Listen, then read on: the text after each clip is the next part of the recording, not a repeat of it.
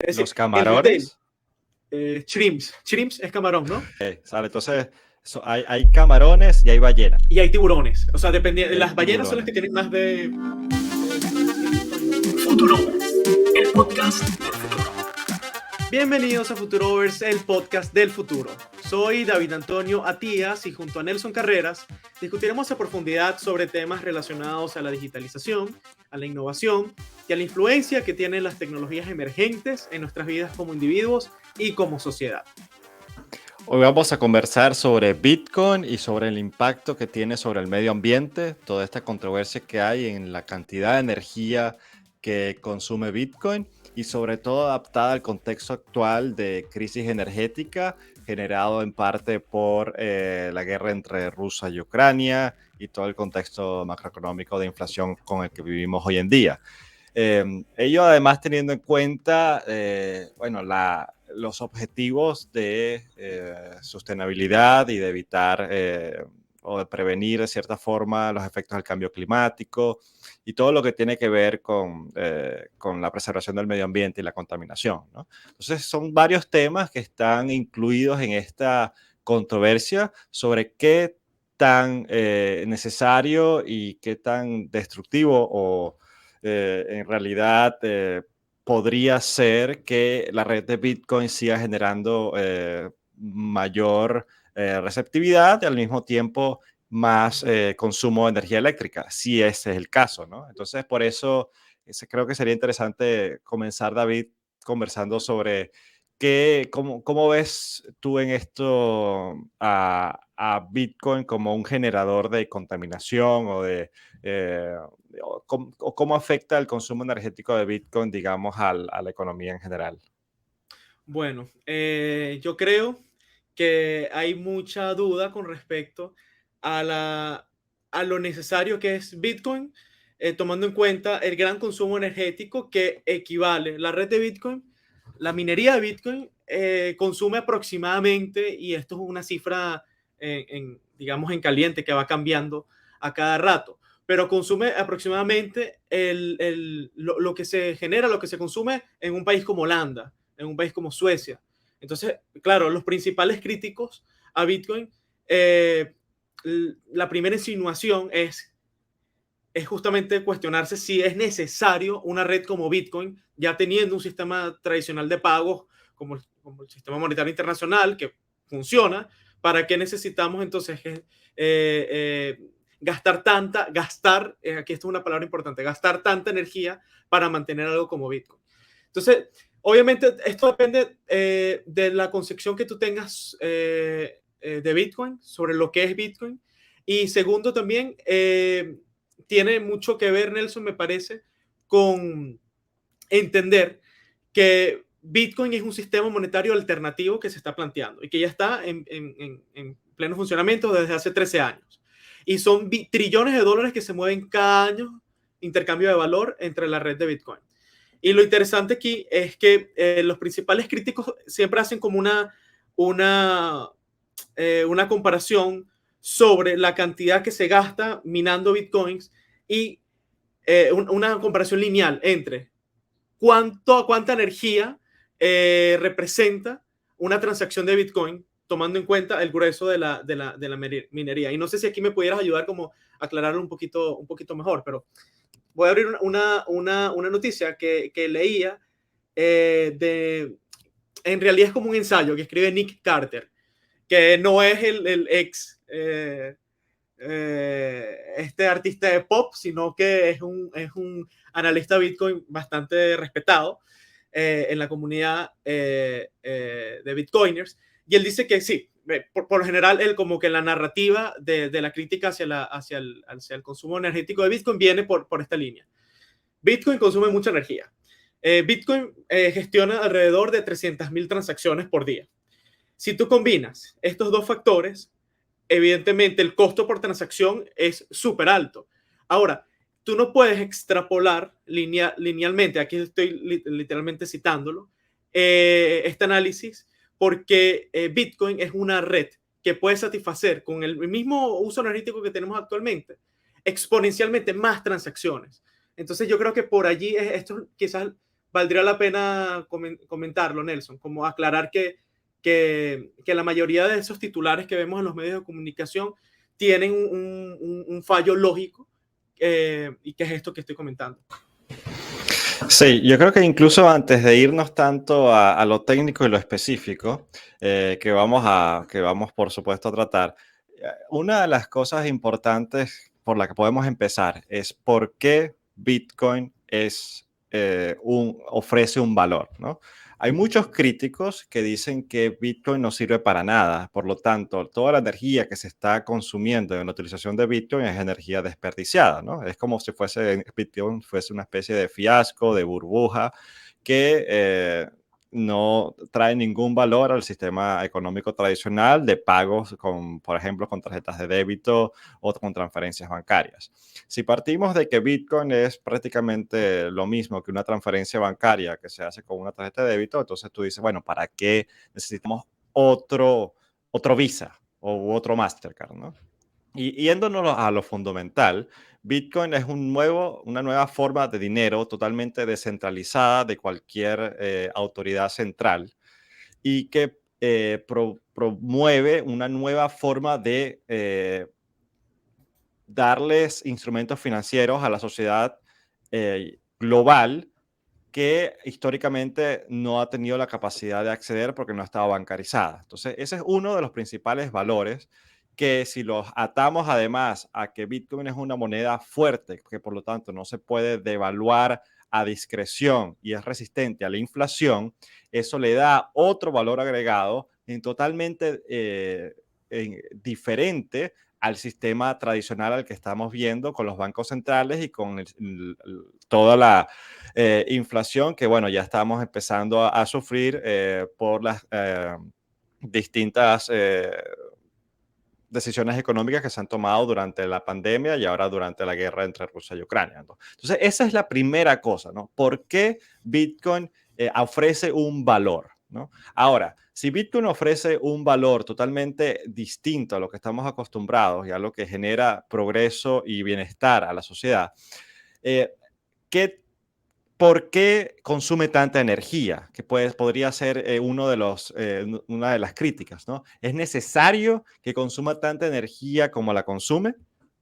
Y allí es cuando hace falta como entender un poco más a profundidad por qué Bitcoin consume energía. Y en particular, la mayor cantidad de energía que se consume en la red de Bitcoin es por la minería de Bitcoin, ¿no? El trabajo que hacen los mineros en resolver lo que se llama la prueba de trabajo. ¿Okay? Entonces, quizás explicando qué es la prueba de trabajo y entendiendo por qué es necesario para asegurar la red de Bitcoin, nos ayudaría a entender, ok, esta es la función que está cumpliendo en la seguridad de Bitcoin, en la resiliencia de Bitcoin y en la descentralización de Bitcoin. Luego, ahora también hay otras cosas interesantes, porque no es lo mismo consumir energía eléctrica en una ciudad donde hay una alta demanda, donde los precios son altos y donde la generación de energía eléctrica quizás esté un poco alejada del consumo, por lo tanto hay bastantes gastos de distribución y además podríamos añadir que hay distintas formas de generar energía más sustentables o no. No es lo mismo generar energía a través de carbón y de petróleo que generarla con energías renovables. Entonces, ¿qué tanto en verdad está contaminando Bitcoin desde el punto de vista de energías no renovables? Ya que hay varios datos que podemos sacar a la luz. Entonces, yo lo manejaría así, David, como llevándolo paso a paso, ¿no? Primero, tratando de entender qué es la prueba de trabajo, qué es lo que hacen los mineros cuando generan un nuevo bloque de Bitcoin, ¿ok? Y por qué incluso no, como tú comentas, no escala linealmente, sino que más transacciones de Bitcoin pueden caber incluso en la misma cantidad de energía que estamos consumiendo hoy en día. Bitcoin podría crecer 10 veces en cuanto a la utilización y a la cantidad de transacciones y seguir consumiendo prácticamente la misma cantidad de energía que consume hoy sin ningún cambio en su seguridad y en su estructura. No sé si te parece que llevemos la conversación más o menos como Sí, por esa línea. es fácil irse por directamente como los principales argumentos que vemos en los medios de comunicación, pero para llegar allí vamos por partes, estoy completamente de acuerdo. Entonces, quizás podemos arrancar diciendo tenemos un capítulo de Bitcoin, lo hemos desarrollado a lo largo de varios episodios en Futurovers, pero hacer como un pequeño recuento de cuáles son esas características que lo definen. Y al final del día es difícil explicar Bitcoin porque Bitcoin es un nuevo tipo de activo que tiene unas cualidades que en conjunto lo vuelven, al menos cuando nació, pionero, porque por un lado es un dinero digital, es dinero digital. Bitcoin es dinero, ¿vale? Por otro lado es tecnología, es una capa descentralizada, es una red.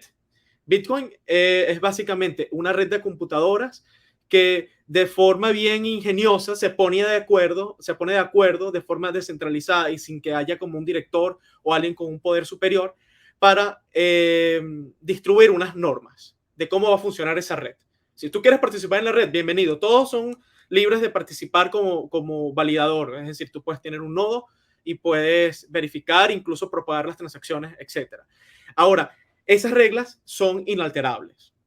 Y son inalterables no porque técnicamente no se puedan modificar, sino porque, entre otras razones, existe también toda una serie de incentivos y una teoría de juegos por detrás que hace que Bitcoin sea resiliente a cambios en su manera de lograr consenso. Y esto tiene que ver, por ejemplo, con reglas como que eh, Bitcoin al ser algo artificial. Bitcoin es una creación artificial. Mucha gente dice, bueno, pero ¿cómo vamos a confiar en algo un dinero que fue creado arbitrariamente por alguien que ni siquiera sabemos quién es? Nos podemos hacer una pregunta similar. El dinero fiat del día de hoy, que utilizamos en el día de hoy, es un dinero también artificial. Es decir, es un dinero que se genera, que el Estado lo genera, lo imprime y por su política monetaria decide gestionarlo. Aquí la diferencia es que la política monetaria no está en manos de un grupo, sino que es el código que ya está regado en cada uno de los participantes. No sé si quisieras como agregar algo, Nelson, a esto. No, es que aquí nos podríamos ir por el agujero de conejo y empezar incluso a discutir qué es el dinero, ¿no? Y son discusiones súper interesantes que los abordan varios expertos en distintos podcasts que podemos recomendar también en la descripción. Em, yo me iría por tratar de explicar qué es un minero y qué hace la prueba de trabajo. Lo hemos abordado ya en episodios anteriores, pero hacer quizás un pequeño resumen, ¿no? Cada vez que alguien quiere hacer una transacción en Bitcoin, esa transacción se envía a la red de todos los nodos de computadoras que están conectados a la red de Bitcoin, ¿no? Y si esa transacción cumple con el protocolo de Bitcoin, con las normas que tienen que seguir una transacción para que sea válida, se va a enviar a unas computadoras especiales que se llaman los mineros. ¿Okay? Los mineros son grandes computadoras que dedican incluso ya hardware especializado a resolver lo que se llama una prueba de trabajo. ¿Qué es una prueba de trabajo de forma lo más sencilla posible? Es un problema matemático que las computadoras tienen que resolver. ¿Y para qué tienen que resolverlo? Bueno, para demostrar que están generando o están utilizando recursos de computación, ¿ok? Energía eléctrica y recursos de computación para resolver un problema difícil de resolver. Y eso es una competencia que hay entre todos los mineros, ¿ok? Que están recibiendo las transacciones, las están agrupando en lo que se llama un bloque, digamos, de transacciones. Y para poder ellos verificar y ganar la competencia de que ellos resolvieron el problema de prueba de trabajo, al ellos resolver eso, sea porque, bueno, obviamente es un problema aleatorio, por lo tanto tienes que resolverlo o tienes que tratar de resolverlo de muchas formas, ¿ok? Es casi como una lotería, pero que requiere muchos recursos de computación. Si un minero lo resuelve, primero que todo, tiene la capacidad de decirle al resto de la red, hey, el nuevo bloque de las transacciones de la red de Bitcoin lo voy a poner yo. Y como recompensa, yo voy a recibir nuevos bitcoins. ¿Okay? Entonces, obviamente, ese es el incentivo que tienen los mineros. Recibir una recompensa por todo este trabajo que están poniéndole a generar un nuevo bloque de transacciones que luego se distribuye a toda la red para decirle, ok, estas son las nuevas transacciones aprobadas en la red de Bitcoin los nodos la verifican y perfecto. Ahora yo que hice una transacción de Bitcoin ya puedo ver que está en la red y está verificada por un minero. Ahora, ¿por qué es importante que sea difícil, que haya una prueba de trabajo para generar un nuevo bloque de transacciones en Bitcoin? Bueno, justamente para que esta red, primero que todo, sea segura, ¿ok? Se garantiza de que hay toda una red de computadoras que están compitiendo para generar este bloque. Y segundo, que sea inmutable. ¿Okay? Eso entre otros beneficios. Pero inmutable quiere decir que una vez que hay una red de transacción, que hay un nuevo bloque de transacciones, esa red, esa transacción no se pueda cambiar, no se puede hacer una trampa de decir a la red de Bitcoin, oye, yo te pagué a ti, David, un Bitcoin y después yo por detrás tengo un minero y le digo al resto de la red de Bitcoin, oye, no, yo me transferí a mí un Bitcoin de regreso, ¿no? No se lo transfería a Correcto. David, ¿no? Entonces, lo que se llama allí el problema de double spending, del doble gasto, eh, o del general, no recuerdo, Bizantino, pero sí, el problema del sí, general bizantino, correcto. Entonces, eso es lo que soluciona Bitcoin de forma totalmente descentralizada. Y para ello, cuando varios mineros generan nuevos bloques de transacción que van, digamos, eh, agrupándose por encima de la transacción, de los bloques que ya se generaron anteriormente, ello va generando, cada bloque está ligado al bloque anterior. Por lo tanto, si uno quiere cambiar una transacción que se hizo 3 bloques atrás, tienes que cambiar ya los 3 bloques subsiguientes. Por lo tanto, cada vez es más difícil hacer trampa mientras salen más y más bloques de la red de Bitcoin, ¿no? Tienes más trabajo que está sustentando que tu transacción ya está hecha de forma definitiva. Entonces, eso es para explicarlo solo de forma muy, muy simplificada y entender la importancia de cómo toda la energía que va en generar un nuevo bloque de transacciones contribuye a la seguridad de la red. No sé si hay algo que quieras agregar allí, David. Bueno, esto le da su propiedad de dinero duro. Es una de las cosas que define, que lo define como dinero duro. Al igual ocurre con el oro. En el mundo físico, para tú minar oro, tienes que, eso conlleva una serie de inversión y de gasto y de esfuerzo, de tiempo, recursos para sacarlo. Ahora, el genio de Bitcoin básicamente es cómo lo logras de una manera descentralizada, ¿no? Y el hecho de que sea descentralizado abre las puertas de que sea una red que se pueda eventualmente adoptar como un estándar monetario, inclusive entre actores, entre partes, entre incluso naciones que tienen desconfianza consigo mismo. Entonces, fíjate ahora lo que estamos viendo con el tema de las sanciones económicas de Occidente hacia Rusia, donde se le congelan reservas, se le congelan muchas de sus habilidades para mover el dinero principalmente en los países occidentales. Bueno, y no necesariamente, también en otros países que por miedo no van a hacer transacciones comerciales con Rusia. Pero claro, eso okay, está interesante desde el punto de vista político para poner un límite a las acciones de Putin, pero por otro lado, pones en entredicho también el libre mercado y el derecho a la propiedad. En cambio, con Bitcoin, esto no pasaría. Para bien o para mal, esto no pasaría. Pero yo digo, para bien sería que sería como un interlocutor entre esta polarización que va creciendo cada vez más y esta desconfianza, lo que, lo que viene con la polarización es la desconfianza, y Bitcoin viene siendo, por su naturaleza, como un punto donde se puede utilizar, ¿no? Como una moneda de intercambio. Ahora, volviendo quizás al tema de la minería.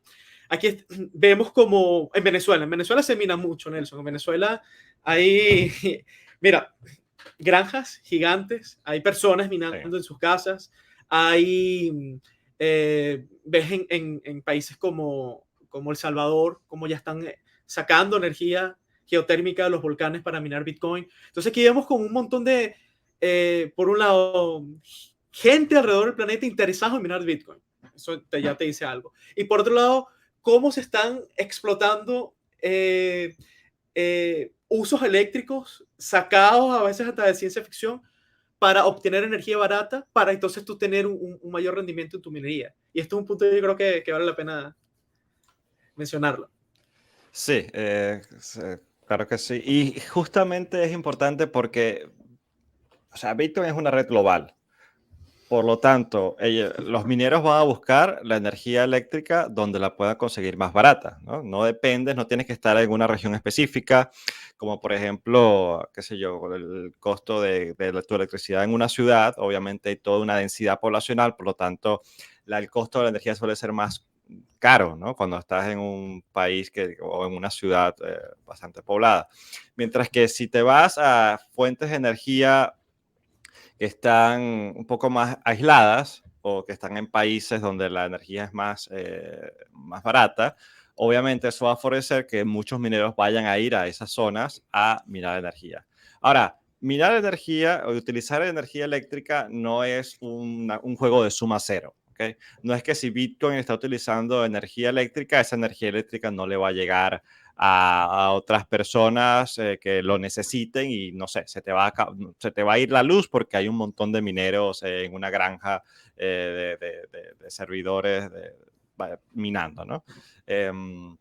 Una de las cosas importantes que se han visto desde el punto de vista práctico en la red de Bitcoin es que dependiendo de la cantidad de producción que se pueda hacer en el momento del día o incluso en el momento del mes, las granjas, obviamente el precio de la energía varía, por lo tanto también las granjas de Bitcoin se pueden apagar y prender.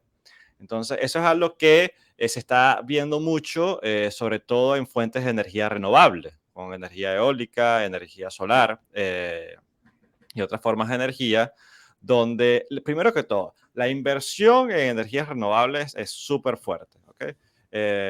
Con un costo inicial que tiene que amortizarse y tiene que además, o sea, tiene un gran, para tener un retorno necesitas una vida útil muy alta y además en parte tienes que tener suerte, ¿no? En el sentido de que, bueno, la energía eólica y la energía solar dependen de la naturaleza, ¿no? Que haya sol en esos momentos del día, Pachamama, lo que diga Pachamama.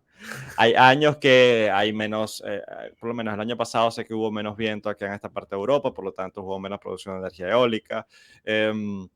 Y una de las cosas que está haciendo Bitcoin de forma muy curiosa es siendo un soporte tanto, sí, económico a estas grandes inversiones en energías renovables. ¿Por qué?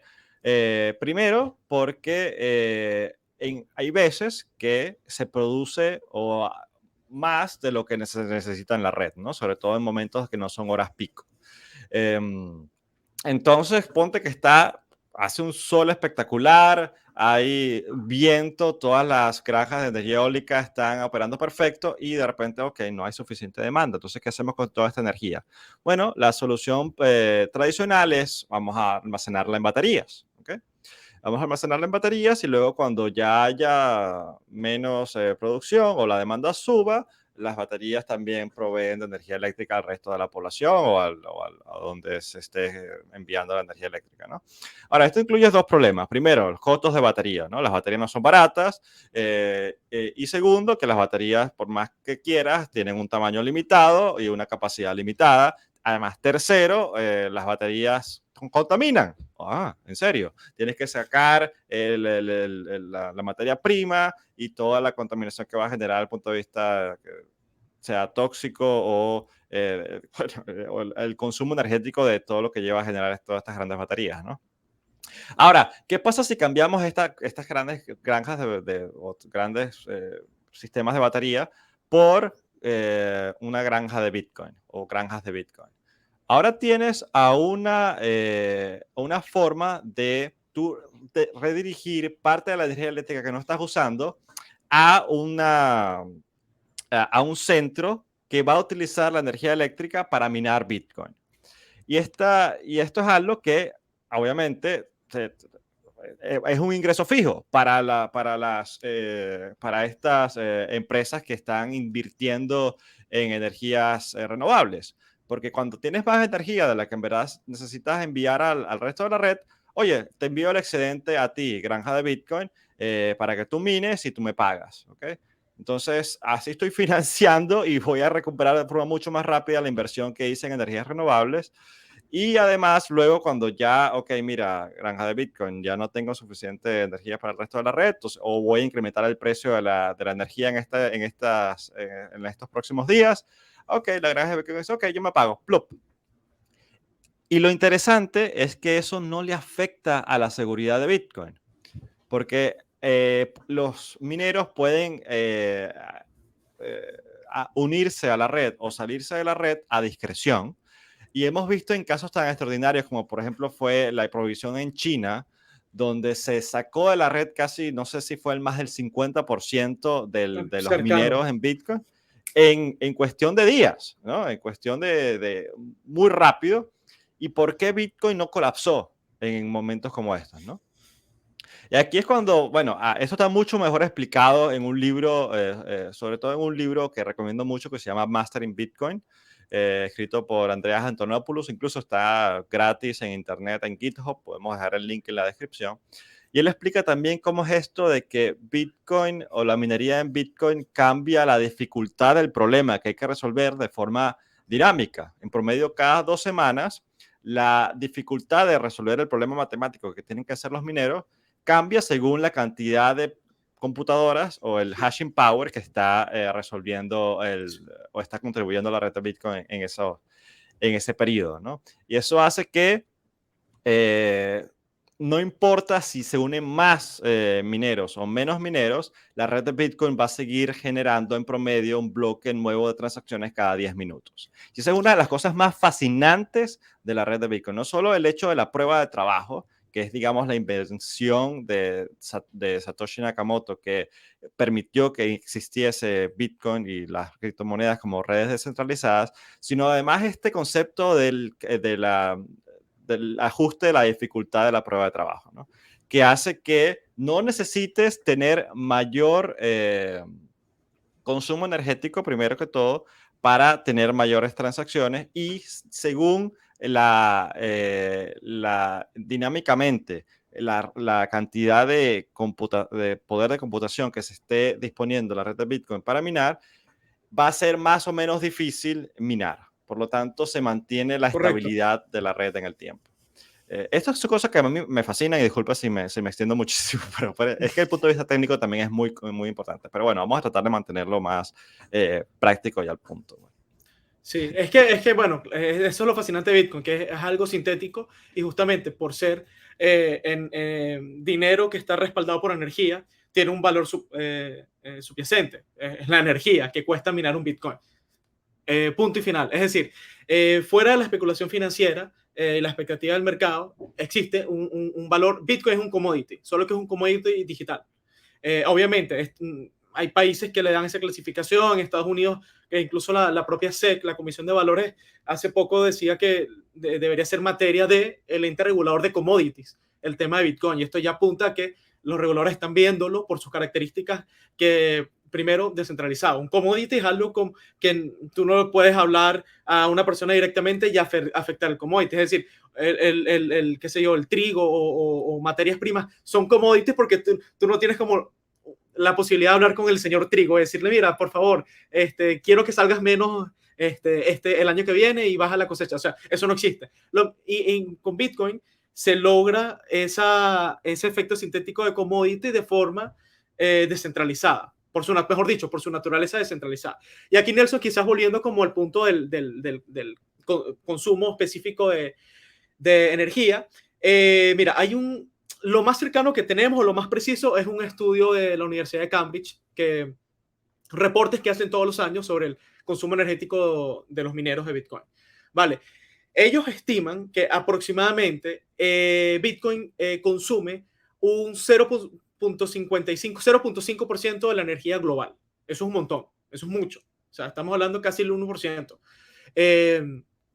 Por otro lado, eh, no necesariamente esto va relacionado con las emisiones de carbono, porque ese mismo reporte del año 2019, lo que al final como que publican es que el 73% de la energía viene de fuentes neutrales con respecto a carbón.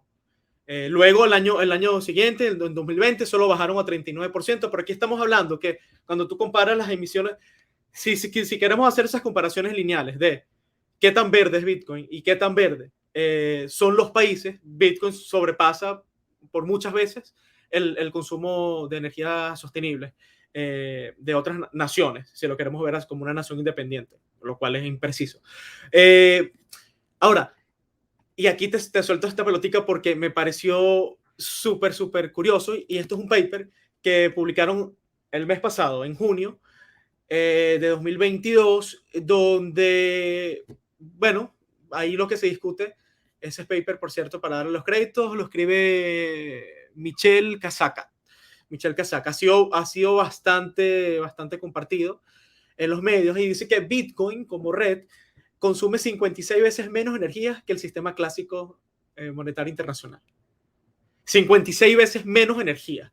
Ahora, ¿cuáles son los argumentos de este paper? Bueno, básicamente que el dinero fiat o el sistema monetario internacional, primero, cuando tú ves allí cuánto cuesta correr todas las partes del sistema, desde imprimir el dinero, transportarlo, eh, mantener la red de cajeros automáticos, mantener los sistemas de transmisión de pagos electrónicos,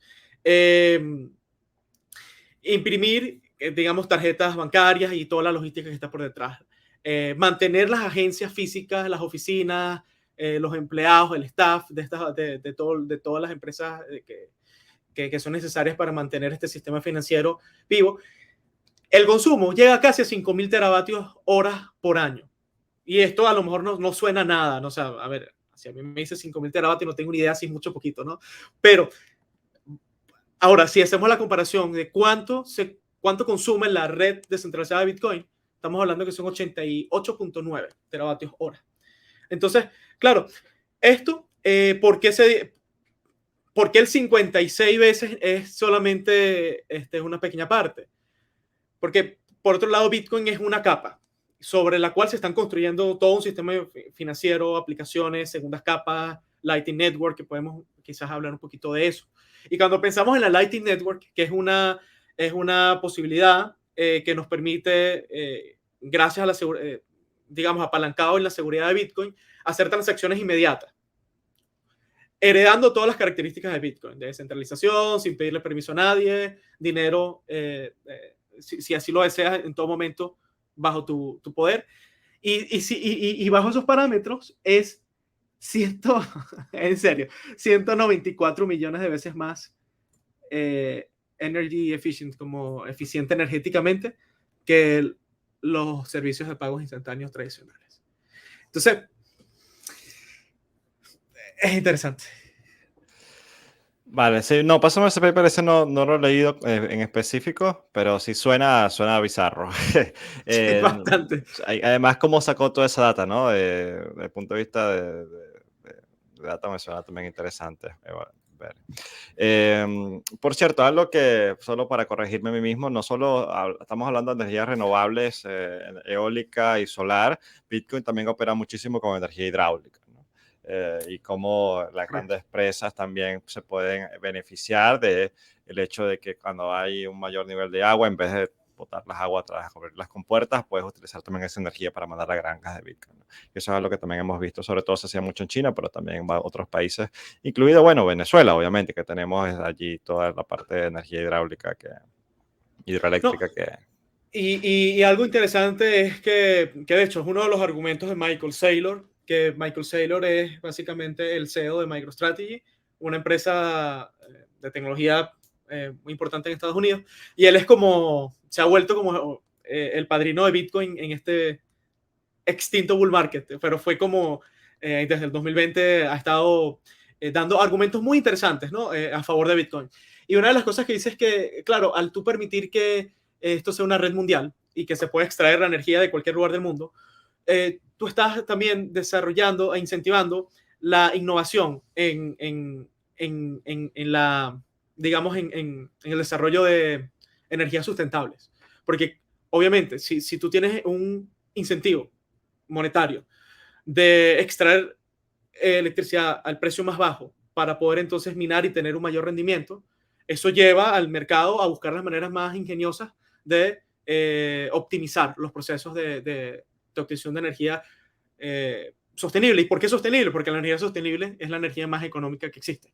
Y eso hace eventualmente también que florezcan nuevas ciudades, que florezcan nuevos pueblos alrededor de esos puntos. Imagínate que nos vamos al Congo y nos vamos a una represa en el Congo, Nelson. Y ahí lo que hay son 10 personas, literalmente 10 personas. eh, eh, y ya está, pero yo necesito sacar energía allí. Va a crecer un pueblo alrededor de esa represa y se va a generar, digamos, prosperidad para la gente del Congo.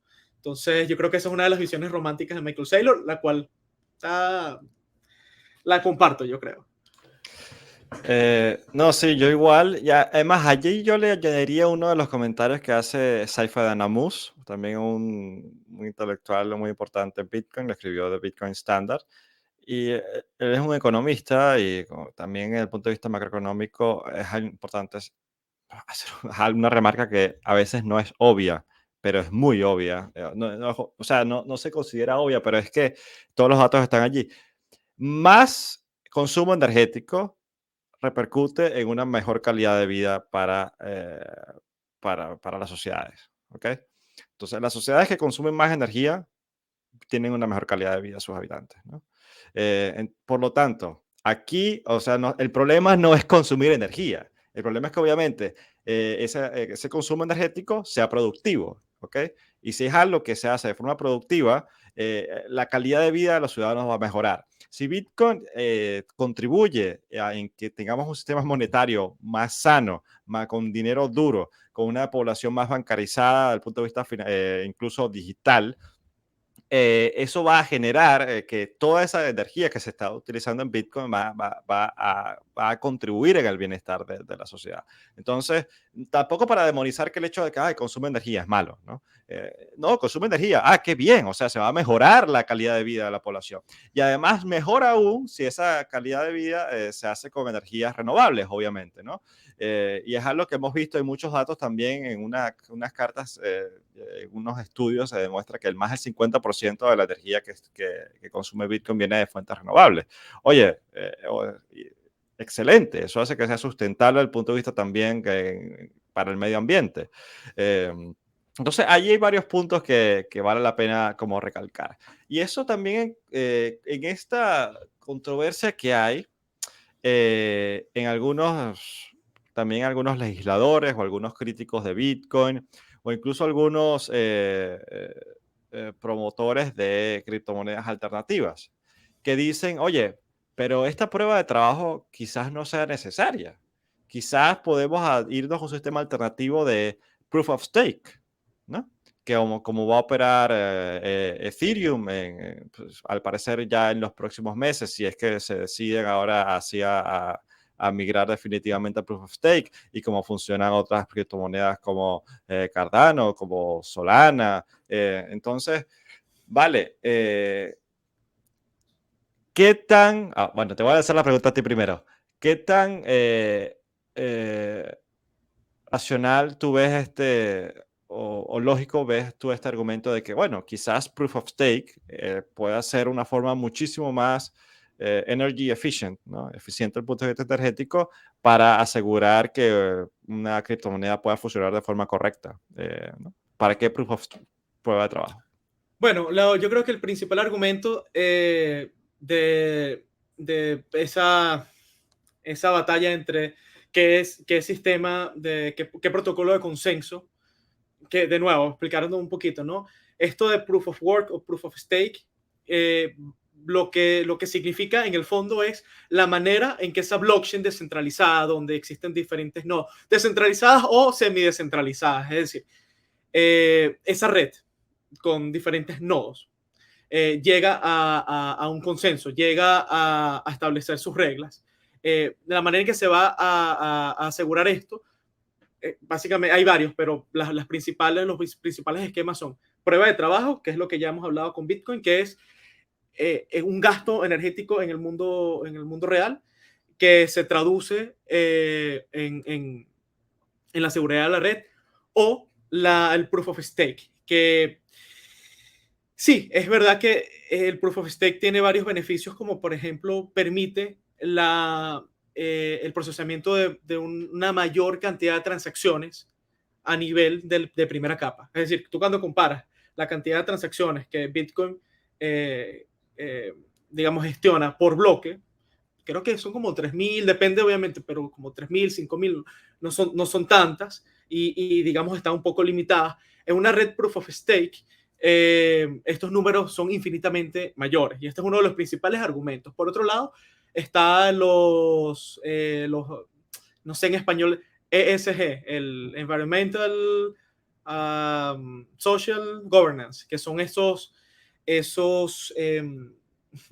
culto, no, esa especie de visión para ser una empresa responsable en el siglo XXI y que va alineada con los objetivos 2030 de Naciones Unidas, que son básicamente objetivos que en teoría y en el papel intentan promover la igualdad, el desarrollo sostenible y cosas por el estilo. Entonces existe todo un incentivo también por detrás, por estas compañías de software. Al final son compañías de software que desarrollan blockchains públicas para ir por ese carril, ¿no? Porque de esa manera consiguen financiamiento. ¿Por qué? Porque los financistas, los venture capitalists, tienen también otros incentivos por detrás, que es ir alineados con esas directrices, que por lo general esas directrices son críticas de Bitcoin. Entonces, por eso es que se ha fomentado esa rivalidad entre Bitcoin y el resto de las criptomonedas, porque son dos esquemas completamente diferentes de, de, de pensar en las criptomonedas. Ahora, con el tema del Proof of Stake, Nelson, el problema es que la validación de las transacciones ya no la hace un minero que lleva una prueba de trabajo, sino que la hace una computadora o un nodo que tiene una cantidad importante de tokens de esa, pensemos en Ethereum en el futuro. Yo como nodo validador estaqueo o digamos que guardo en una billetera y quedan allí guardaditos, bloqueaditos, cierta cantidad de tokens de Ethereum, ¿vale? 32 Ether allí. Ahora, yo participo en una especie de lotería y esa lotería lo que me va a permitir es, de forma aleatoria, ser o no ser seleccionado para para validar las transacciones. Si yo las valido de forma efectiva y sin intentar hacer ninguna trampa, ojo que si intento hacer alguna trampa, los otros nodos se van a dar cuenta porque todo esto se trata de una blockchain y hay criptografía por detrás, yo tengo una penalización.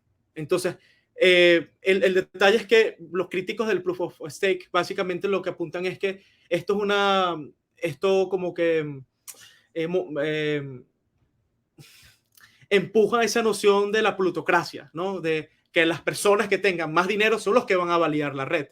Entonces ya se pierde ese componente de descentralización, porque los simples mortales no vamos a poder, no vamos a tener el dinero suficiente, por ejemplo, para ser un validador de la red de Ethereum.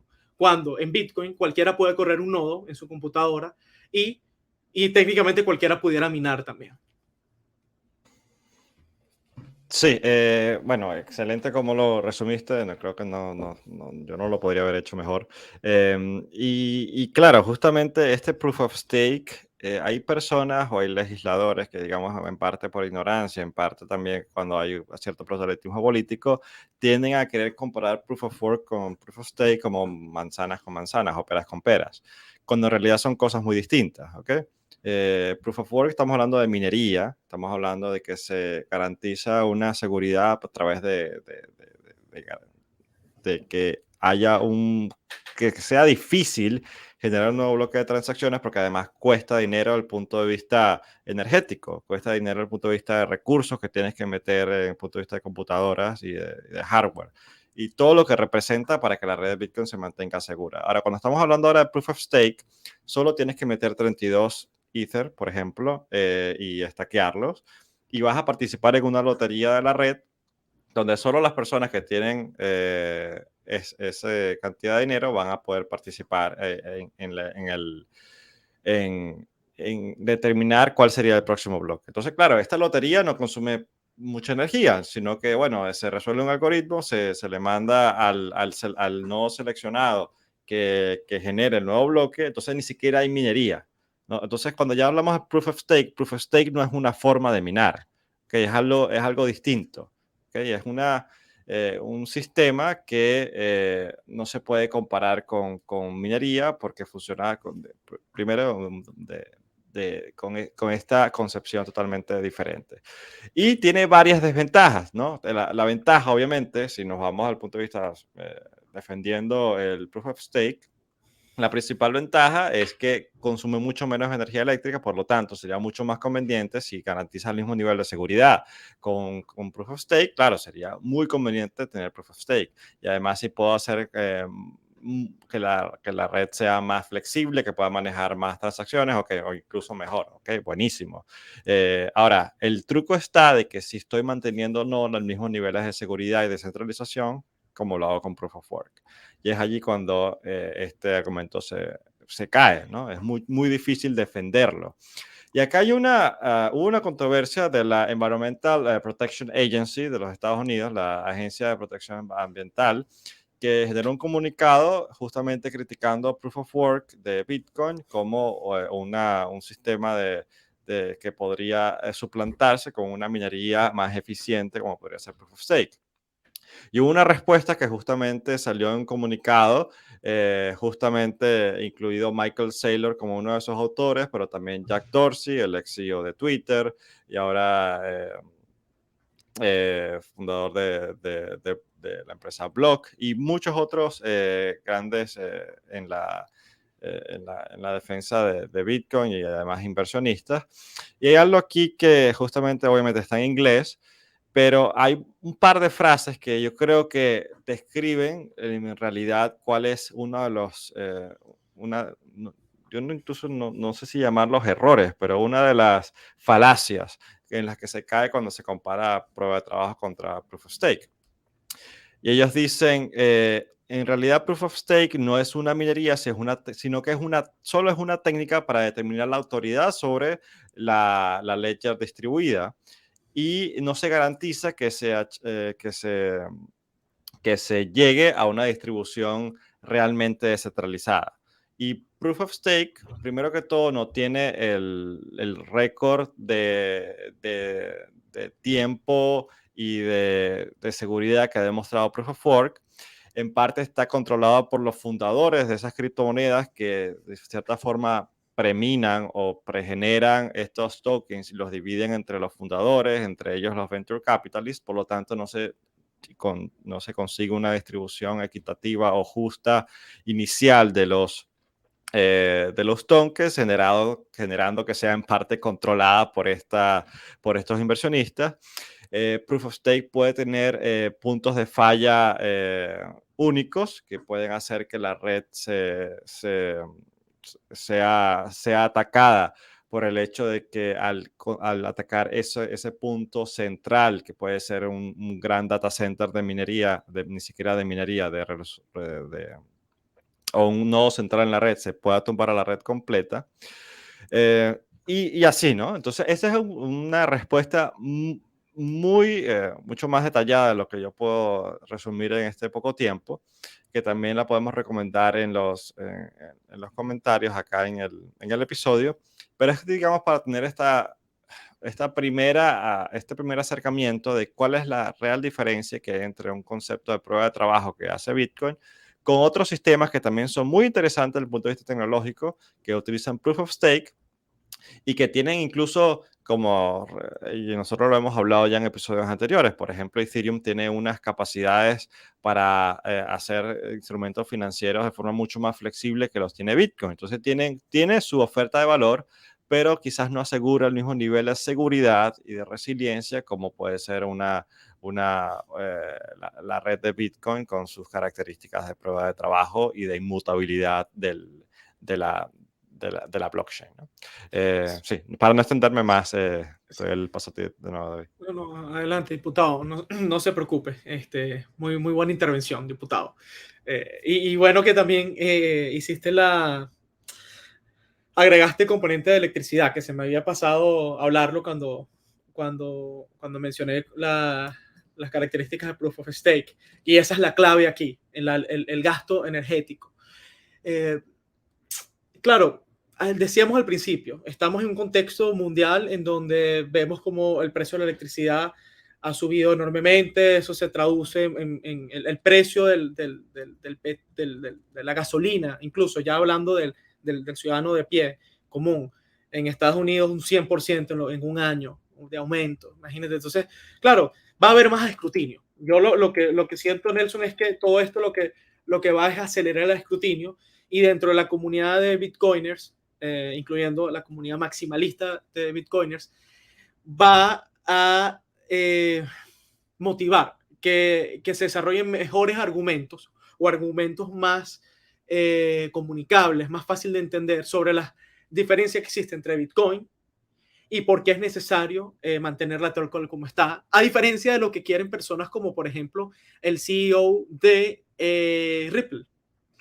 El CEO de Ripple tiene literalmente un ataque a Vox Populi contra Bitcoin, donde está proponiendo una iniciativa que se llama Change the Code, Not the Climate, como que cambia el código, no cambies el clima, donde promueve que hacer lobby con diferentes mineros, granjas de minería importantes, y alcanzar un consenso.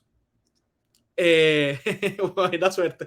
Alcanzar un consenso para influenciarlos y hacer que ellos promuevan un cambio en el código de Bitcoin y se pase a ser Bitcoin pase a ser una red de Proof of Stake. Mira, eso, o sea, es que es tan desinformado e ingenuo. O sea, basta con. Hay un libro muy interesante que se llama The Block Size Wars, ¿no? De toda la controversia que hubo en el 2017 con incluso antes, para incrementar el tamaño del bloque para aumentar más transferencias. Y una de las cosas que se hicieron, obviamente, fue hacer lobby a las grandes granjas de minería, a los grandes actores, a los exchanges, para que ellos influenciaran y tomaran esta decisión, esta iniciativa en que el bloque de Bitcoin fuera más grande, se puede hacer más transacciones por minuto. Todos, todos esos esfuerzos y todo el dinero que se metió en ese lobby se fue por la papelera, porque al final de cuentas lo que se demostró es que los que tienen la última palabra en qué es Bitcoin y cuáles son las reglas que operan sobre Bitcoin son los nodos.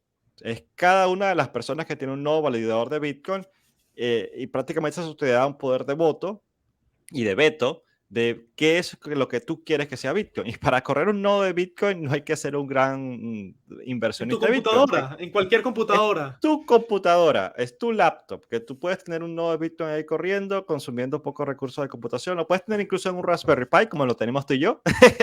y ya, y es algo que nosotros podemos decidir, no, mira, se va a sacar esa actualización de Bitcoin para que sea Proof of Stake y sea mucho más sustentable y nosotros digamos, oye, pues no, para esto va a comprometer la seguridad de Bitcoin. Esto No no. actualizo. No ¿Sabes qué? actualizo. No actualizo. No actualizo. Yo digo, tan fácil como eso. Y eso fue lo que pasó con el MT7. Mira, yo no voy a actualizar eso. Entonces, los grandes jugadores, Bitcoin no lo controlan los grandes jugadores. No lo controlan los Mira mineros, China. incluso. Mira lo que pasó con China el año pasado. ¿Qué más prueba que eso? Sí, entonces esto, que se hagan estos esfuerzos, bueno, incluso yo digo, adelante, vayan y pongan su dinero allí y bien por ustedes, ¿no? Mira, es que mira, sabes que eh, mm, cuando hay grandes movimientos de ballenas, esto tiene un impacto en el precio. Es decir, ballenas, es decir, grandes acumuladores y tenedores de bitcoins. Y cuando compran o venden de forma masiva, esto impacta el precio de Bitcoin, ¿no? Ahora, estamos viendo en este momento bueno, una crisis sin precedentes, recesión, en mi opinión, y un macro, o sea, indicadores por el suelo y malas perspectivas. Estoy nube negra hoy, pero bueno, es como el sentimiento del mercado. Y a pesar de eso, estamos en máximos históricos en la cantidad de bitcoins que están acumulando los camarones, que se le dicen las billeteras que tienen menos de un bitcoin, me parece. Es decir, Los el retail, camarones. Shrimps. Shrimps es camarón, ¿no? Ok, sale. Entonces, hay camarones y hay ballenas. Y hay tiburones. O sea, Y hay las ballenas son las que tiburones. tienen más de, no sé, serán 100 bitcoins, no recuerdo, o 1000 Ok. bitcoins, y así va. Entonces los camarones son los plebs, los plebeyos, mi pana. Aquí los camarones de la gente para la gente. Entonces, claro, estamos viendo qué significa esto, o qué puede significar esto. Que esa propuesta de valor de Bitcoin ya se está entendiendo. Independientemente del precio al día de hoy, la gente está confiando en este sistema monetario alternativo y esto se está acelerando. Y claro, en estos días, Nelson, leía algo que me llamó mucho la atención porque era como una idea súper abstracta que siempre tenía en la cabeza, pero no la había desarrollado. Es un paper que lo publicaba Alex Kruger, que es un tuitero, un trader bien interesante. Y el paper lo que dice es que cuando hay cambios en las políticas monetarias o algún suceso que impacta la política monetaria de un país, los efectos se van a ver palpables en promedio 29 meses después de que estas políticas tienen efecto.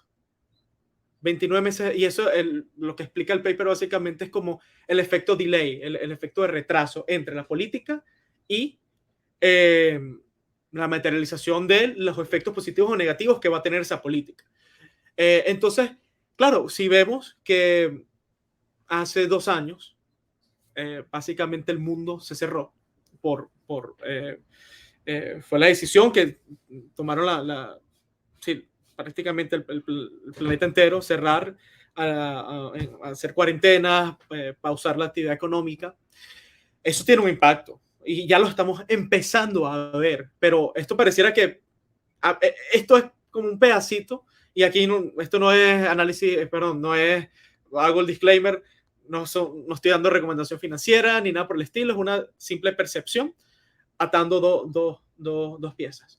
Y cuando esto se siga exacerbando y se haga más visible, yo creo que la duda entre qué tan estable y qué tan confiable y qué tan sostenible es el sistema monetario tradicional, tal como nos han enseñado los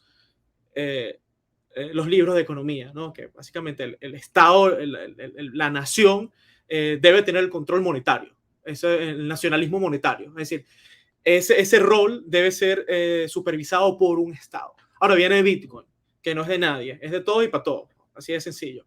Esto desafía y es desinflacionario, es escaso. Esto desafía completamente lo que nosotros teníamos, nuestras generaciones teníamos como por costumbre de lo que es el dinero. No sé, quizás nos estamos viendo el tema, pero probablemente esto vaya a tener un impacto en la adopción, pero un impacto masivo, tipping point, como dice el libro. Es decir, que en cualquier adopción de tecnología hay un punto donde despega el cohete, o sea, donde vamos lineal, y de repente hay un evento, ya sea un cisne negro o un evento inesperado o algo que haga que la gente abra los ojos, por ejemplo, cambie su parecer, que es el punto de quiebre y no hay vuelta atrás. Y a mí me pareciera que como que hay muchas situaciones en el macro que pudieran disparar este tipo de eventos en cualquier momento. Sí, eso es súper curioso y es muy válido, porque, bueno, primero que todo, ¿cómo surge Bitcoin? Bitcoin surge justo luego de la crisis del 2008, ¿no? Una crisis económica. Y es muy importante porque Bitcoin no es solo una tecnología, Bitcoin es un sistema monetario, es un sistema económico, es una moneda. Por lo tanto, surge como respuesta, incluso como reacción a los problemas del sistema económico tradicional. Obviamente, el 2008 fue una crisis económica que afectó a mucha gente y se evidenció toda la manipulación también económica que puede verse desde el punto de vista del Banco Central, de salvar algunas empresas, de cubrirse las espaldas y prácticamente de hacer una manipulación económica también para tratar de que no caer en una crisis más prolongada, ¿no? Por todo el hecho de que, por todo además lo que había sucedido antes, tratar de remediarlo también tiene su costo. Ahora estamos viendo incluso algo que que para algunos economistas incluso es, o sea, que lo que pasó con el 2008 se queda corto, que es lo que pasó ahora con la pandemia, con el COVID. Toda la respuesta que hubo desde el punto de vista de los bancos centrales, todos los incentivos económicos que hubo, mantener las tasas de interés bajas o negativas, y el hecho de toda la impresión monetaria que hubo. Ahora, algunos bancos centrales, incluyendo la Reserva Federal, están empezando a apretar un poco el cinturón, ¿no? Si nos vamos a hablar del punto de vista macroeconómico, se están aumentando las tasas de interés. Y eso se está haciendo justamente para tratar de combatir la inflación. Pero como tú lo comentas, esas medidas económicas suelen tener un delay o un tiempo que toman para que sean efectivas. Y si esto lo llevamos a que ya estamos sufriendo el problema de inflación, bueno, no te extrañes que la inflación no se va a solucionar justamente de un día para otro porque la Reserva Federal subió las tasas de interés. Esto va a llevar años. Ahora, eh, el precio de Bitcoin obviamente también es vulnerable a estos cambios que vienen de la manipulación, no lo voy a llamar la manipulación, de las decisiones que se toman desde el punto de vista del Banco Central, ¿okay? Que son Correcto. decisiones vamos a llamarlas ahora sí, arbitrarias o centralizadas, que no hay que incluso no son del todo transparentes hasta el punto cuando se sacan, ¿no? Casi mucha gente le cae de sorpresa. Entonces hay mucha especulación que se genera también en la bolsa y en los mercados financieros de qué va a decir la Reserva Federal y cómo eso va a impactar a el mercado como el mercado de los bonos, el mercado de las acciones, incluso también Bitcoin cuando se hace desde el punto de vista especulativo. Hay muchos traders que están comprando y vendiendo Bitcoin para hacer un dinero rápido, ¿no? Entonces, en parte eso también explica que obviamente al subir las tasas de interés hay una caída eh, de este sentimiento por querer invertir en acciones o en este tipo de activos financieros que tienen un riesgo. La gente tiende a huir a activos más seguros y hay una percepción todavía en la economía tradicional de que Bitcoin es una tecnología riesgosa, riesgosa en el sentido de que es Correcto. volátil porque el precio varía mucho, ¿ok? O por las razones que se determinen que Bitcoin todavía es una tecnología relativamente emergente, que está en sus inicios. Entonces, cuando todo eso se junta, vemos que también el impacto que está teniendo el aumento de las tasas de interés por la Reserva Federal de los Estados Unidos, no solo afecta al mercado de acciones, sino también afecta el precio de Bitcoin. Entonces, Bitcoin ha caído más del 50%. Ahora, ¿qué ha cambiado en la tecnología de Bitcoin en cuanto a su seguridad, en cuanto a sus aplicaciones, en cuanto a su adopción por las personas? Nada, Bitcoin no tiene ni siquiera un input que le informe de qué está ocurriendo en el mundo exterior. Bitcoin es un universo con contenido.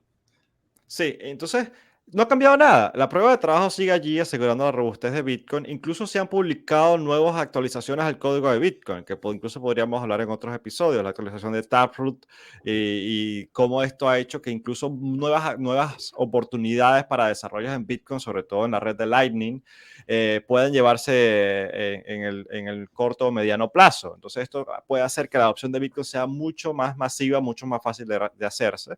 Y la adopción de Bitcoin también desde el punto de vista de grandes actores de la economía tradicional, grandes bancos, grandes hedge funds y distintos actores, que como llamas ballenas, se han metido en Bitcoin y ven incluso esto como una oportunidad, como que dicen, bueno, el precio de Bitcoin cayó un 50%, está más barato, ahora voy a comprar, ¿no?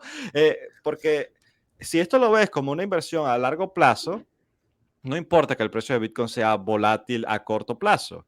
Si tú lo ves a 5 o 10 años y ves lo que ha pasado con el gráfico de Bitcoin en los años pasados, podrías tener cierto indicador de lo que está pasando. Obviamente, esto no es recomendación financiera.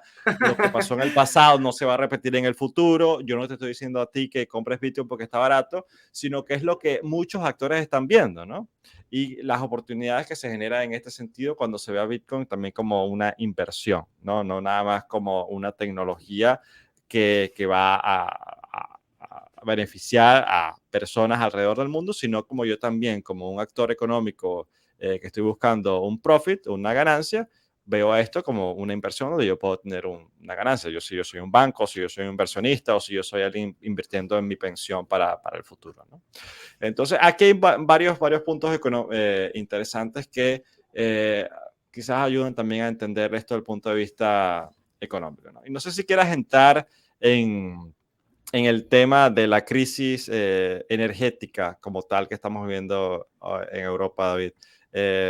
Bueno, y en el mundo, porque obviamente esto no escapa de las realidades también que afectan Bitcoin en el precio.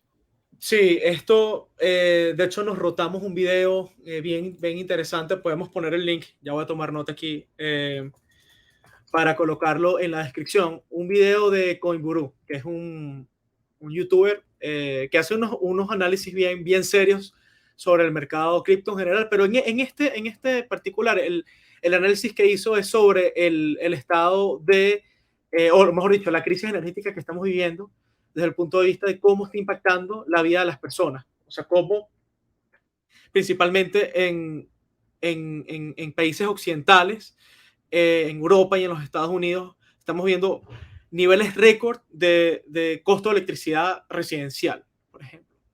Es decir, facturas eléctricas que antes te costaban, gastabas 50 euros, hoy en día fácilmente, eh, bueno, no sé, Nelson, a ti en Dinamarca, por cierto, ya te está empezando a aumentar la factura, porque a mí cuando hablo con gente en España sí me dicen que es absurdo. España es absurdo. Lo que está pasando en España, mi hermano está en España. Italia también está viéndose en estos aumentos también de la gasolina y de la energía.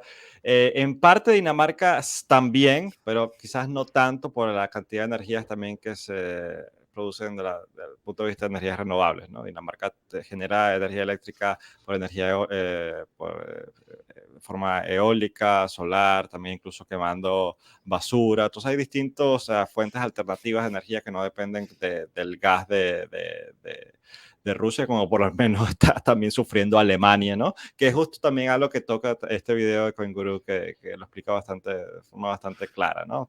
Toda la dependencia que hay al punto de vista europeo, además de Alemania, una potencia Alemania, del gas que viene de Europa, ¿no? Entonces, como todas estas medidas que se están tomando para sancionar a Rusia responde, digamos, apretando la tuerca o cerrando la llave de los gasoductos que van a darle energía a Alemania. Alemania llegó a un punto de estar en alerta por escasez de energía, ¿no? Entonces esto sí se podría llevar a extremos, esto sigue escalando, esto podría llevar a escasez de energía en potencias como Alemania que lleven a racionamientos o cosas así, que imagínate que lleguemos a eso en pleno siglo XXI, claro, pero es por tema de guerra. Entonces, sí. Claro, Sí. y tiene que ver con una política sostenida, por lo menos en el caso de Europa, de la Unión Europea, con respecto a la promoción de energías renovables. Y aquí yo creo que no hay nadie que quiera ver el planeta destruido, ni contaminado, ni que tengamos que vivir con máscaras de gases. O sea, nadie quiere eso, ¿no? Ahora, el detalle es que en muchos de estos países europeos se ha desinvertido, se ha bajado y muchas veces prohibido el eh, digamos, la inversión en energías tradicionales contaminantes, como puede ser refinerías petroleras, plantas procesadoras de carbón, incluso gas natural. Entonces, claro, el detalle es que No, disculpa que te justamente, deje, David. sí, Justamente eso está volviendo se están viendo estos países obligados a reabrir plantas de carbón o de petróleo que son más contaminantes por el hecho de que no están recibiendo el gas natural de Rusia, ¿no? Y estas son fuentes más contaminantes. Entonces, en parte eso está afectando no solo los precios, sino que se está generando más contaminación de cosas que, desde el punto de vista sustentable de energías verdes, se veían impensables anteriormente, ¿no? Pero algo también interesante que quizás ibas por allí son las alternativas que no se están considerando. la energía nuclear, ¿quieres decir? Sí, no sé si quieres tocar ese tema.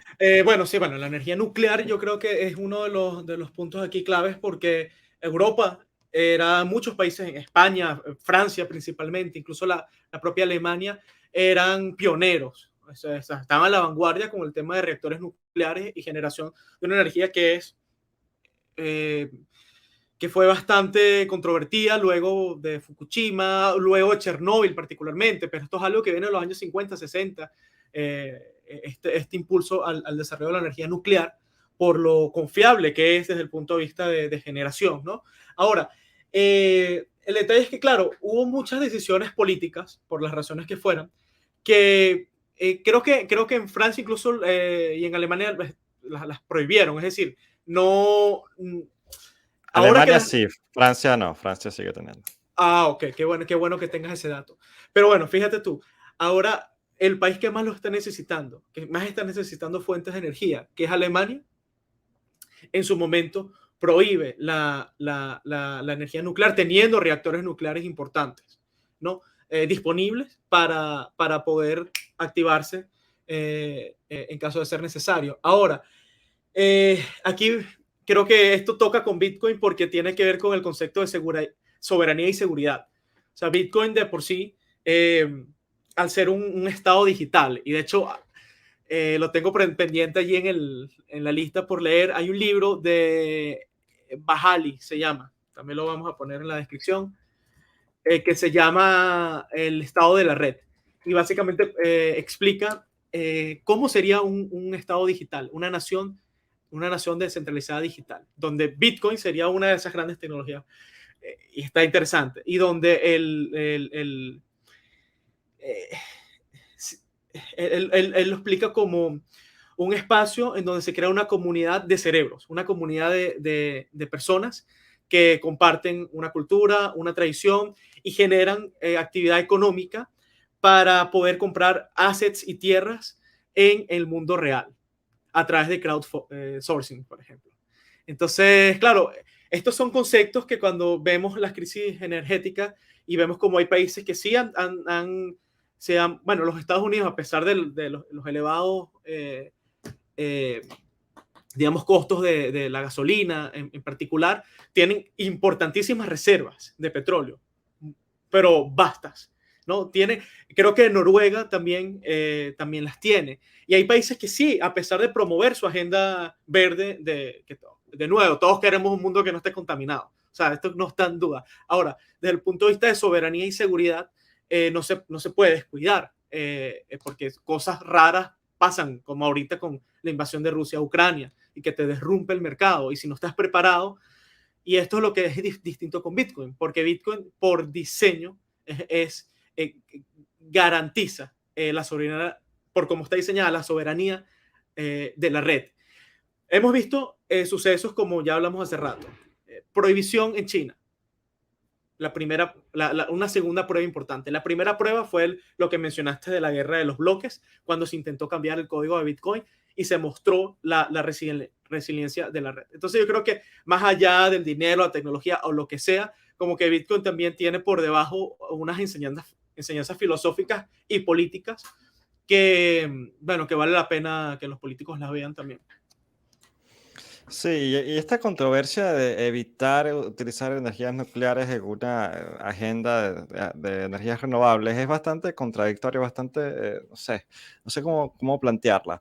Sí hay muchos miedos justamente por lo que tú comentas, accidentes como Three Mile Island en los Estados Unidos, Chernóbil, que fue una catástrofe, Fukushima más recientemente, que fue el último que despertó este miedo colectivo, ¿no? Este pánico casi, y esto visto como un escenario casi cuasi apocalíptico, ¿no? Que sirve para generar incluso películas, series, porque es un tema fascinante. Hay una serie excelente que se llama Chernobyl, que está, Es buena, creo que no la he visto. es excelente, de HBO. Es una de las mejores series que he visto de este tipo. Em, Además, porque está muy bien explicado lo que pasó en Chernobyl. Obviamente no es un documental, es un drama, pero está muy basado en lo que obviamente pasó. Y la vi justamente cuando yo estaba haciendo mi doctorado. Y en mi doctorado yo estaba justamente estudiando también todo lo que había pasado en estos accidentes desde el punto de vista de mitigación de riesgos y cómo prevenirlos en el futuro. Y mi supervisor de doctorado trabajó en la industria nuclear antes de estar en la parte de investigación. Es, por cierto, de origen ruso, pero ya es danés, Pri- Privyat, vive acá en Privyat, Dinamarca. Privyat, Privyat, sí. Privyat. Y él una de las cosas que dice es como que ay, ay, la población general tiene esta concepción de la energía nuclear como estas plantas que son por diseño inseguras porque pueden, al fallar, no hay vuelta atrás, ¿no? Tienen que estar prendidas en todo momento. Si por algún punto se apagan, eso podría hacer que se sobrecaliente el núcleo y eso haga que haya una fuga de radiación y Chernóbil, ¿no? O Fukushima, ¿no? Entonces, tú tienes estos enormes eventos. Ahora, hay desarrollos de energía nuclear nuevos, ¿ok? De plantas que son prácticamente modulares, reactores mucho más pequeños, que permiten que esto no pase, ¿no? De que a la hora de que haya un fallo de energía o un fallo de la parte de refrigeración que se necesita para seguir operando este tipo de reactores, el reactor se puede apagar y no hay, no hay unos riesgos implícitos Eso no lo de sabía. falla Interesante. catastrófica. Claro, entonces esas son cosas que no se discuten mucho en las agendas políticas y que es extraño porque si tú tienes si tu objetivo es mitigar el cambio climático, ¿ok? Y obviamente eliminar fuentes de contaminación, tener un aire más limpio, prevenir enfermedades y que esto no impacte en el bienestar de la población. Oye, la energía nuclear es una alternativa que tendría que evaluarse, pero es que a veces que ni se toca. Cuando se habla de energías verdes, se habla de energía eólica, solar, e incluso a veces la hidroeléctrica se deja un poco de lado por los impactos que tiene en el medio ambiente, obviamente, inundar eh, grandes terrenos por el hecho de tener que tener allí una planta hidroeléctrica. Pero es que estas son fuentes de energía de las que por lo menos se habla. Pero cuando se habla de energía nuclear es casi un tabú. Hay un Sí, miedo, hay una una barrera. resistencia, una barrera que obviamente está alimentada por toda la narrativa que hay de que la energía nuclear, oye, te va a dar cáncer, te va a matar, mira lo que pasó en Chernóbil, y se tienen estas concepciones de las plantas nucleares como eran en los 80 o en los 90. Incluso Fukushima es una planta nuclear relativamente vieja y que fue afectada por un tsunami y bueno, que es otro tema. Pero ahora, estas son cosas que podrían contribuir también, obviamente, y escapan, o sea, van más allá de Bitcoin. Son cosas que obviamente se podrían utilizar para ayudar a que estas plantas nucleares sean rentables en el corto plazo con granjas de minería que se podrían instalar para que ayudarlas a retomarla, y como lo hacen ya, ¿cómo se llama?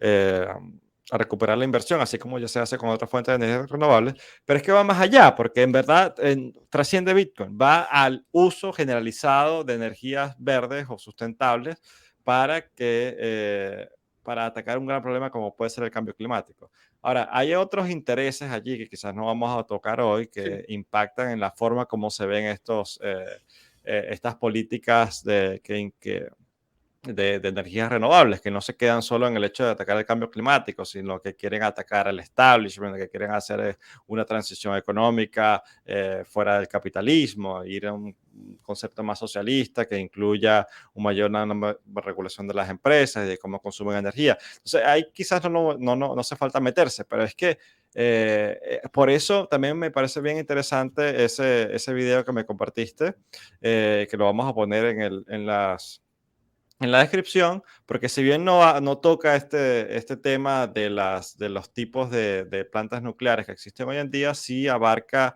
desde el punto de vista al menos eh, desde un punto de vista práctico, ¿no? Sin meterse en lo político, sin meterse en lo técnico, desde un punto de vista práctico. Cómo incluso la soberanía de los países se podría mantener con estas fuentes de energía que son mucho más seguras eh, desde el punto de vista de confiabilidad, ¿ok? Que no tienes que estar dependiendo de que haya sol, de que haya viento, y que la puedes controlar tú como Estado soberano. No tienes que depender de Rusia o de otros países autoritarios, ¿ok? Ahora, si vas a depender de algo, que sea algo que tú puedas relativamente controlar, que puedas tener una producción continua, y además que sea seguro desde el punto de vista y que sea que no contamine. Entonces, sí, allí algunas ideas un poco sueltas, pero que van por este sentido con este video que me compartiste. Sí, es que la política aquí es como un aspecto clave, las decisiones políticas. Eh, pero bueno, yo quisiera hacer, Nelson, un último, y voy a soltar esta bomba y vamos a colocar también la descripción y luego en privado lo hablamos. Una nota que de verdad me dejó en el sitio, no la termino de entender, por eso te digo, la soltamos, la digerimos y capaz en otro episodio la desarrollamos, pero es lo siguiente. Vale, a ver. Ok, en Lawrence Livermore National Laboratory, que es básicamente un laboratorio de innovación por encargo, creo que fue de DARPA, que es la misma agencia de investigación adscrita al ejército de los Estados Unidos, de donde surgen los inicios del Internet. Creo que está escrito a DARPA, o al menos alguna agencia del gobierno. Investigadores desarrollan, teóricamente, la primera criptomoneda que sería capaz de transferir energía eléctrica sin necesidad de cables. ¿Qué? Una Básicamente, criptomoneda que transfiere sí, energía eléctrica sin necesidad de cable. Pero el nombre que le colocan es stablecoin, como electric stablecoin. Básicamente como que funciona así. Ah. Tú minteas un kilovatio de energía, o sea, necesitas electricidad, necesitas un plug no, minteas. Y obtienes y minteas una stablecoin. Luego, por una tecnología que no soy capaz de explicar, por eso te digo, suelta la bombita, la procesamos y capaz en otro episodio lo discutimos. Esta moneda puede ser intercambiada en cualquier lugar del mundo por electricidad. Por electricidad. Esto es básicamente, o sea, el fundamento como científico por detrás es teoría de la información y es tan complejo, me cuesta como explicarlo, pero tiene que ver también con lo que hablaba Tesla con el tema de la transmisión wireless de energía. Estos investigadores parece que ya, al menos teóricamente, ya la tienen desarrollada. Hay un paper por detrás, vamos a dejar el link en la descripción, pero tendría la capacidad de transmitir energía en forma de información. Ok, no, la parte de transmisión de energía eléctrica sin cable es algo que obviamente se está desarrollando. Hay muchos proyectos en eso, pero no sé qué entra una criptomoneda allí, no me quedó claro. Voy a ver el paper. Bueno, o sea, lo que ellos plantean es que, por ejemplo, existen lugares donde es más barato obtener energía y otros sitios donde es más caro. Entonces, si tú puedes mintear una moneda y esa moneda representa energía y tienes una crisis energética, por ejemplo, en Alemania, y en vez de tener que instalar toda una infraestructura para procesar el gas licuado, para procesar el carbón o lo que sea, tú pudieras eventualmente transferir este stablecoin que originalmente se hacer como también de arbitraje y unificar a nivel, o sea, en todo el planeta el precio energético promedio que tendería a la baja en una gran cantidad de países donde la electricidad es muy costosa. Entonces es como más o menos Bitcoin, pero materializado. O sea, es un Bitcoin que yo agarro y enchufo y prendo la luz, pues. Sí, eso es lo que no termino de entender. Por eso te Sí, yo digo, no voy a suelta la pegar por bombita. ignorante yo tampoco, pero me Sí, daría curiosidad. sí, no, yo leí y me quedé así como que mm, no termino de entenderlo. Así que nada, vamos a dejarlo en la descripción. Capaz alguien que sea un poquito más letrado en estos temas místicos nos pueda ilustrar. Y bueno, quizás en otro episodio, compañero. Deberíamos hacer algo así en un episodio, agarrar un paper que no hayamos leído o alguna información que se vea bizarra y leerla así como en vivo, ¿no? Y empezar a discutirla en tiempo real como, y que la gente diga, ¿qué es esto? ¿De ¿What? qué están hablando ¿What? estos ¿What? locos?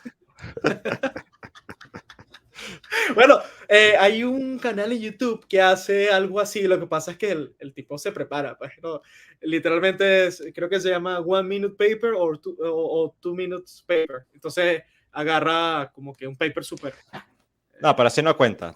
Tiene que ser así como espontáneo, ¿no? Que no lo hayamos leído y que quedemos que no entiendo, pero ya va. Sí, ahí le daríamos bastante trabajo a nuestro editor. Sí, quizás esa sea el- la barrera. Pero bueno, sí, David, si te parece, con eso vamos cerrando el episodio entonces por hoy. También, no sé qué opinas tú que nos escuchas, que este episodio también se fue un poquito de las manos, ¿no? Estamos ya hora y 25. No pensé que iba a durar tanto, te confieso. Yo tampoco, creo que iba a ser más corto, pero fíjate, nos fuimos por varias tangentes pero me gustó. Espero que a ti también que nos escuchas te haya disfrutado. Y bueno, si te gustó, obviamente nos puedes dar un like acá para ayudarnos a que más personas nos encuentren en YouTube, suscribirte al canal para recibir información sobre cuando sacamos cada nuevo episodio, que son los sábados, por si no estaban todavía enterados.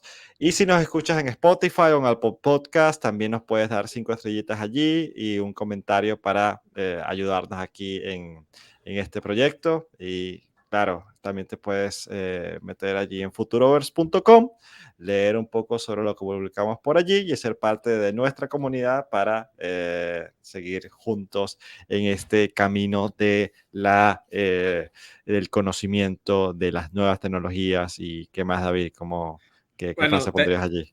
le cambiamos el nombre a tecnologías emergentes. Antes hablábamos nuevas tecnologías, que está bien, me gusta, Tecnologías pero emergentes. tecnologías emergentes suena como, suena más cacheroso.